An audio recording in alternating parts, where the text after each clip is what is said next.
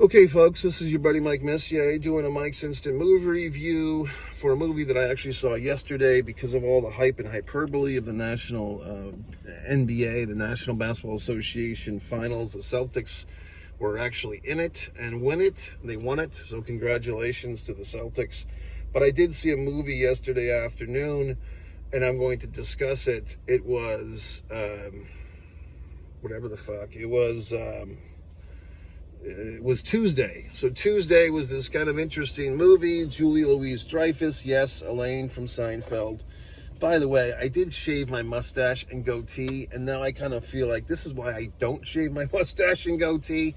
Because I don't know. My face, I think, is just more textured and contoured with the mustache and goatee. I think the trade-off of the youth, like the youthful exuberance in my face, is not worth not having the mustache. I mean, you can tell me. I don't know. I think the mustache and goatee is necessary. I don't feel quite like myself. But anyway, getting back to this movie, Tuesday. So, what's it all about, Mike? Well, there's this giant, should you see the movie, should you not? I like the movie. I mean, I don't know if it's for everybody. It's one of these kind of weird movies.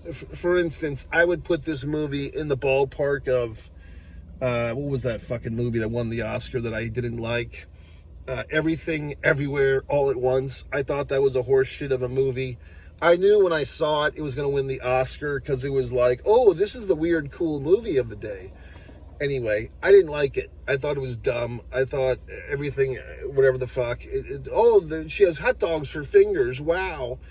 But you see, this movie, Tuesday, I think, did what that movie didn't do. Like, this is the better version of that type of movie, which is, in this movie, we have the mother-daughter relationship, and we have weirdness, because we have basically death is, spoilers by the fucking way, we have death that's in the form of this parrot. The end credits does label the character as death, so that's not my artistic interpretation. That's what the filmmaker wanted us to think. So we have this 15-year-old girl that's in a wheelchair. She's dying. I don't know if they said cancer. She's basically dying. She's on borrowed time. What's kind of interesting is her mother, played by Julie Louis-Dreyfus, is leaves the house, leaves her dying daughter with a nurse, basically, and then pretends to go to work, but goes out and pawn shop stuff. It was a little bit weird because the mother eventually is like, I can't live without you. I love you more than anything, to her dying daughter. But yet she's been avoiding her dying daughter. So it's kind of a weird thing because she's lying to her daughter about going to work when she's not. She's just going out and fucking going to pawn stores and just killing time.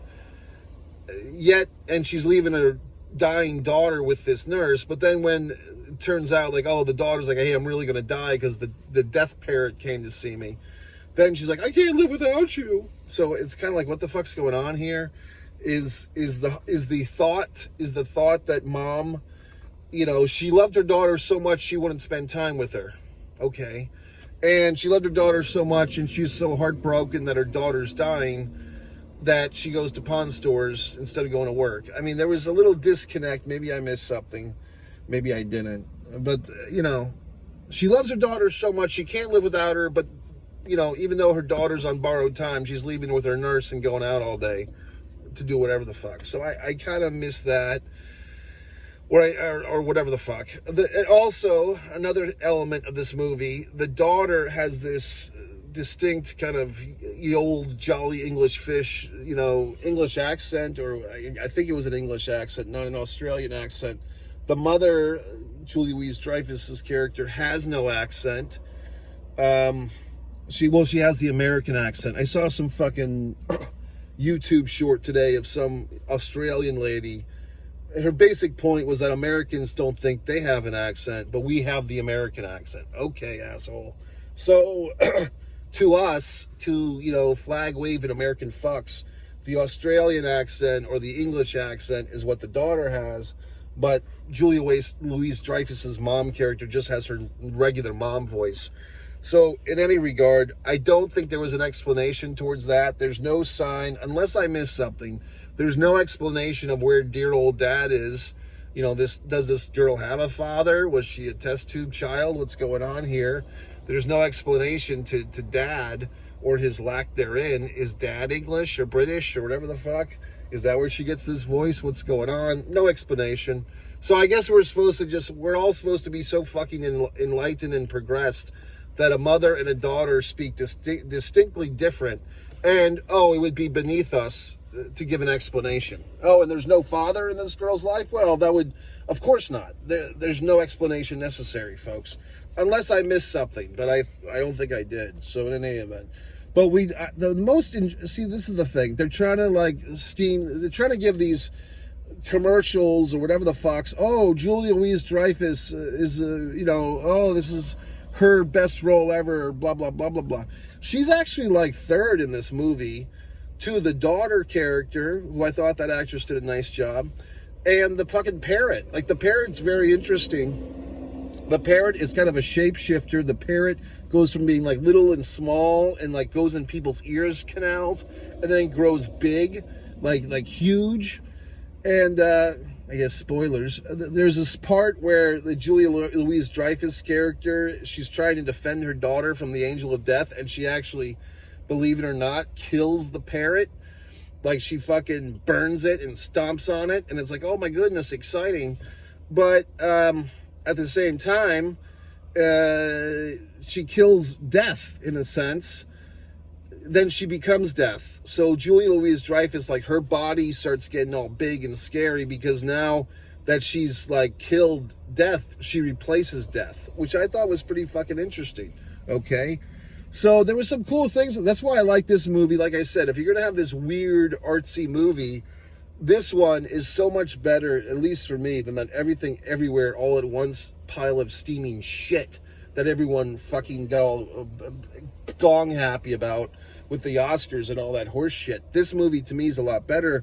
The reason why is because you have one contained weird element. The parrot of death. That's the weird thing in this movie. Not Everything Everywhere All at Once. Let's just throw all this happy horse shit at you for 2 hours and you figure it out. No hot dog fingers, no bullshit.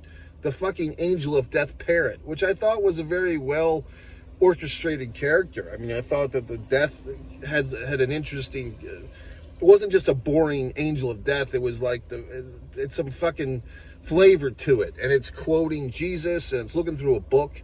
And the dying cancer girl, or whatever she was interested, and the nurse character was interesting. There's an interesting element towards like the last 3/4 of the movie, where because Dreyfus has eaten death, there's no death parrot to go around killing people. And death, the parrot, is like, it's dirty, it's tired, it's like, I've been death for like 2,000, 3,000 years. I kill everyone. I'm tired. I'm exhausted.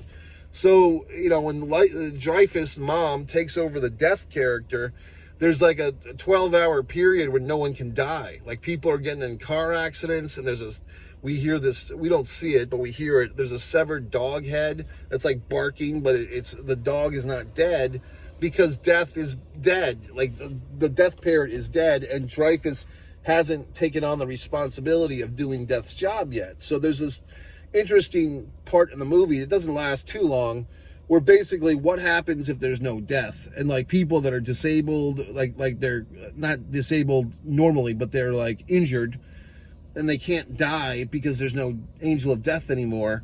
That was a really good part of the movie, I thought. So I like this fucking movie. I enjoyed it. I mean, as far as this artsy whatever the fuck, you could go watch Blood Sugar Sedace, my wonderful movie that I wrote and fucking directed. You could watch that on One Man and a Camera Films. You could watch The Impeccable, my other wonderful movie. You could watch the 7-minute Nature of the Flame that I directed, okay, over on One Man and a Camera Films. You could go to One Artist, Mike Messier, and look at my wonderful art. Or you can do nothing. I mean, you can subscribe to this channel, which a lot of you fuckers are pissing me off because a lot of people tell me how wonderful my goddamn videos are, yet you don't subscribe, okay? So all you have to do is click on the fucking YouTube video and go to One Mike Messier and just subscribe, okay? You don't even have to get the goddamn notifications. Just subscribe, okay? Do your fucking part. All right, good movie, good job.